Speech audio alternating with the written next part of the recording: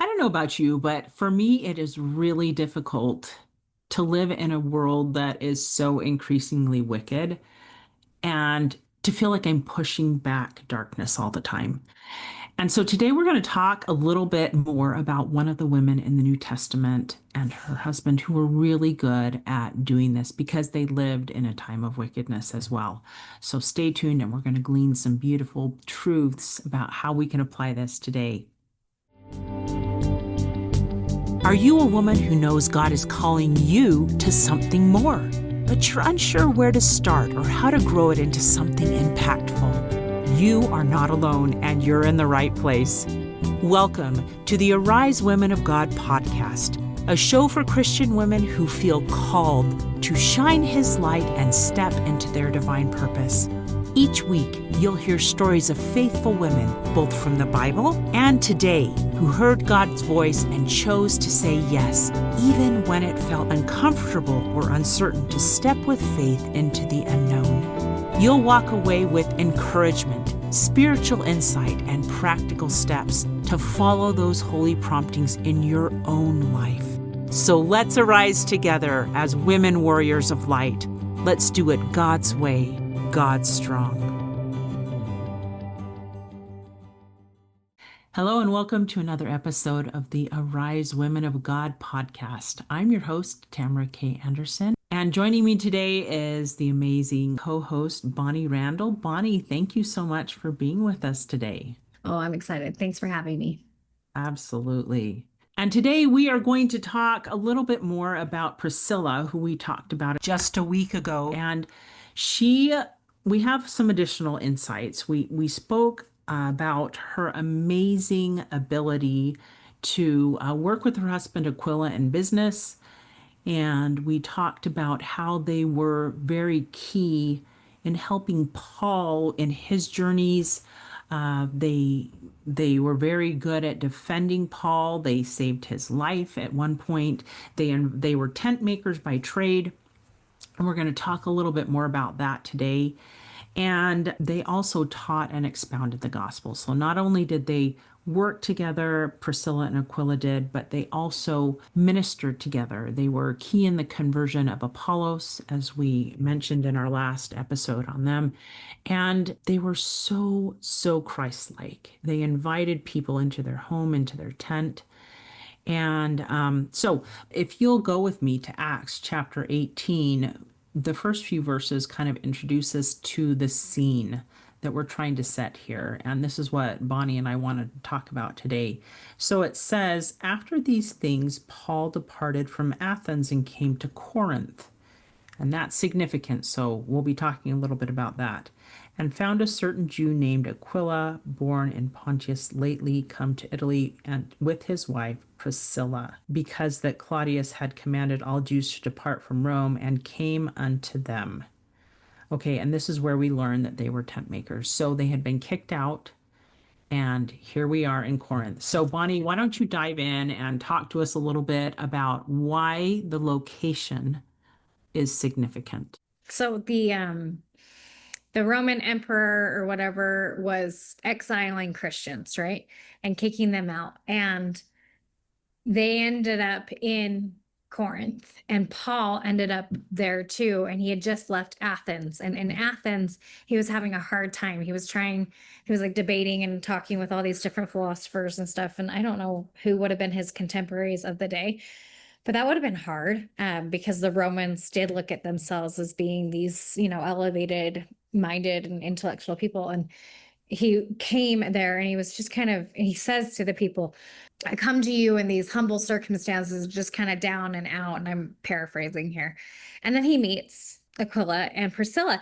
And he likely, he was being a tent maker so that he could provide for himself, right? Like he was trying to take the burden off the church so that the people didn't have to support him. So he was trying to work. And here he just happens to meet two people who are also Christian, which would have been rare in that day anyway. And that shared the profession, and they must have hit it off, and they took him and they housed him and they took care of him, and they employed him, and they worked together, which is really cool and humble of all of them. that they weren't competing for this business, right? And that in itself is a story. If we think about the abundance mindset that these three had, right? There is more than enough to go around. We don't have to compete with each other. And Paul, while he was the preacher, the traveling preacher going around, he was the apostle, he still sat and listened to Priscilla and Aquila. And I think that shows a real humble side of Paul. And so I'm like going on this whole tangent here just from this one thing. Corinth is kind of a gross place. Like it was very unclean. They were doing there actually became this like term, I think, to Corinthianize or something like that, which meant to incorporate your spirituality into sexual practices. There was literally a temple there where there were these priestesses that were employed to have sexual relations with people to help them have a spiritual experience.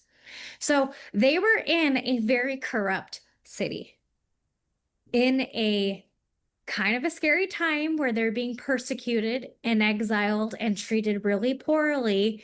And so, of course, the Christians would want to band together. And look at what Priscilla and Aquila did.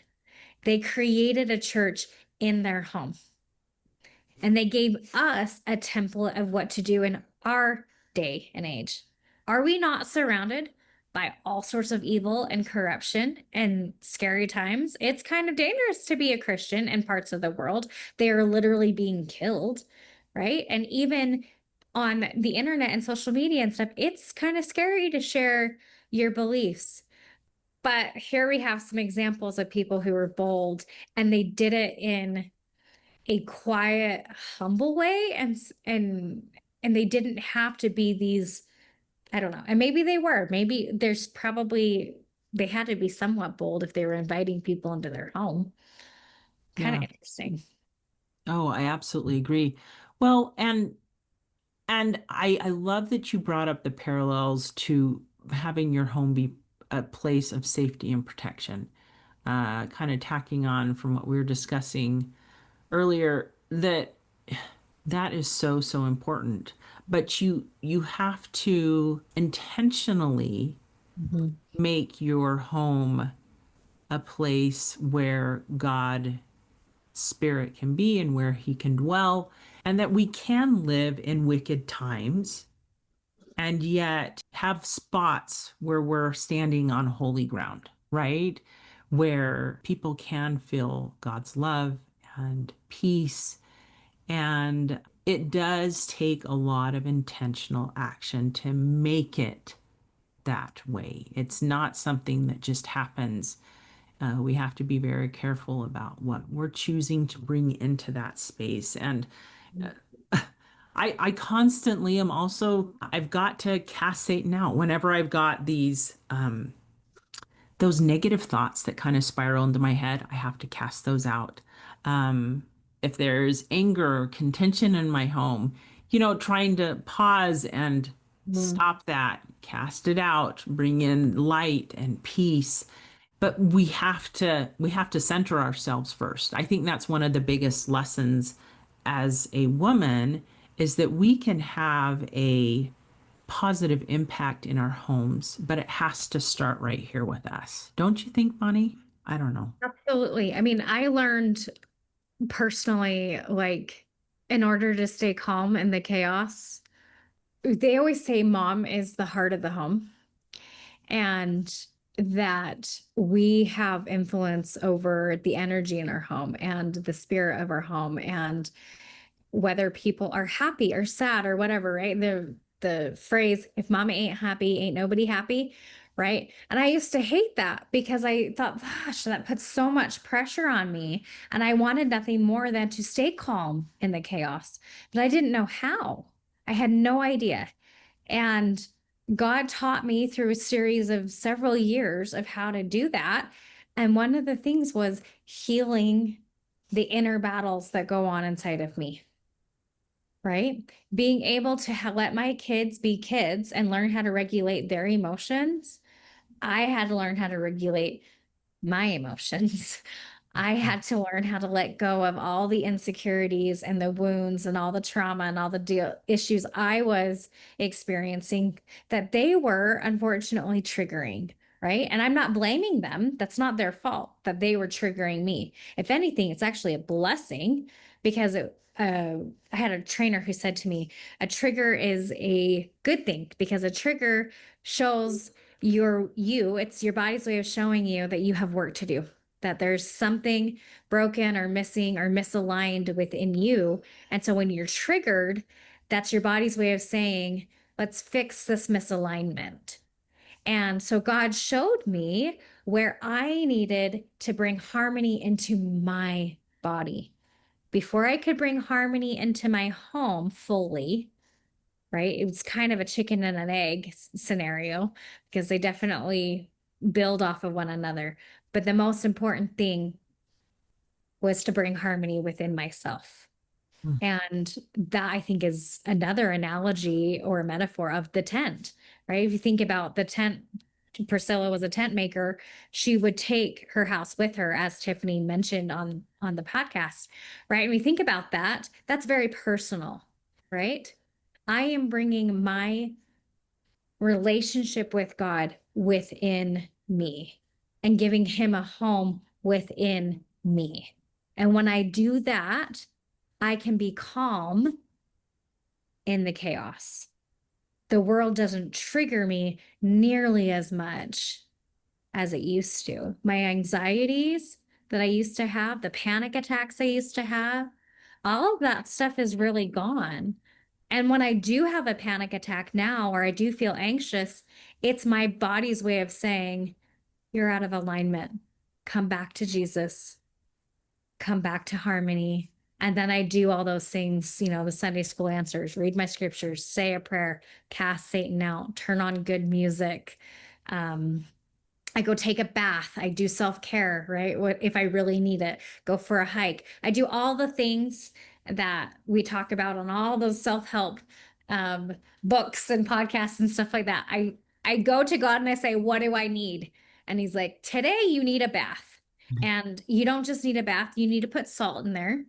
And you need to put this oil, and you need to sit for a good half an hour and don't just watch some TV show. I want you to meditate, or I want you to turn on The Chosen. I love to watch The Chosen.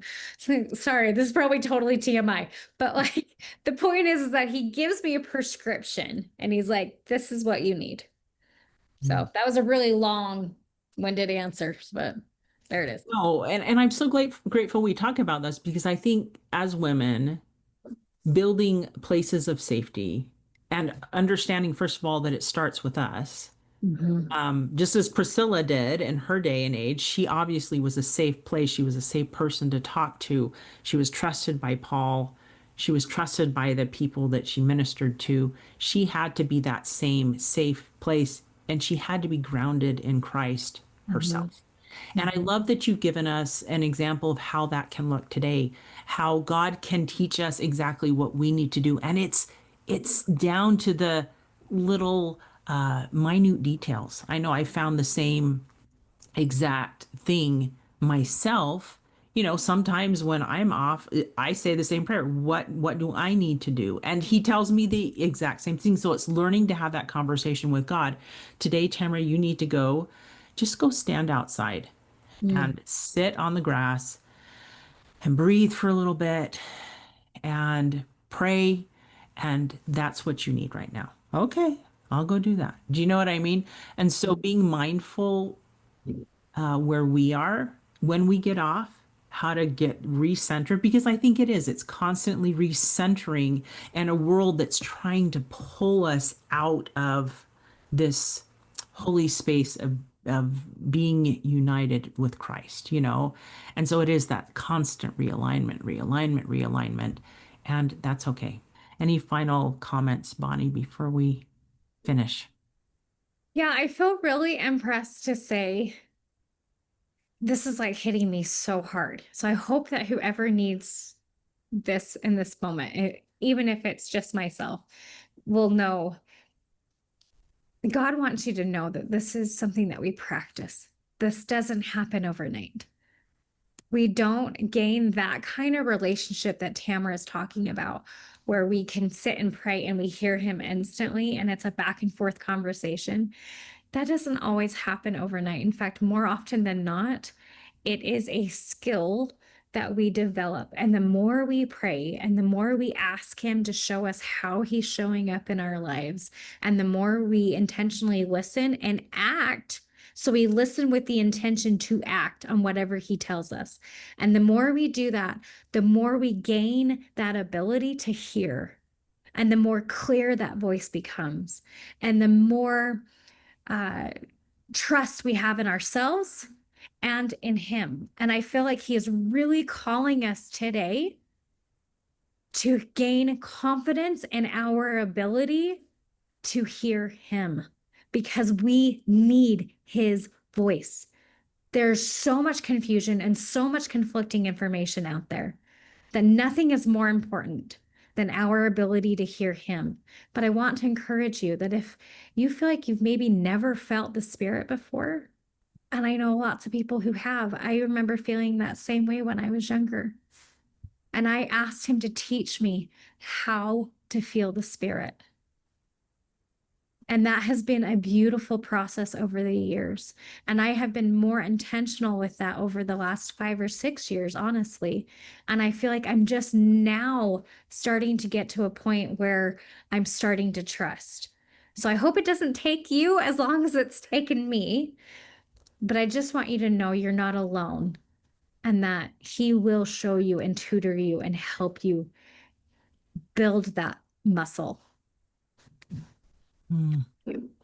No, it's a very good comparison, because sometimes, well, in order to build muscle, you have to tear it and then it builds back stronger, right? So it's a process, and sometimes it's a painful process, but through it all, we do grow closer to God, and trust the process. It's a little wonky sometimes, and you learn by doing. So it requires action. So trust yourself. Ask God to help tutor you, and he will. He will. So, ladies, thank you for joining us on this amazing discussion about how we keep ourselves and our tents/homes to be places where the Spirit of God can dwell, both inside and out. I just want to close this episode by inviting each of you that with God's light, we are always able to push back darkness. That we don't have to do that on our own, that he can shine his light through us and push back darkness. And so if you are feeling alone, know that you're not.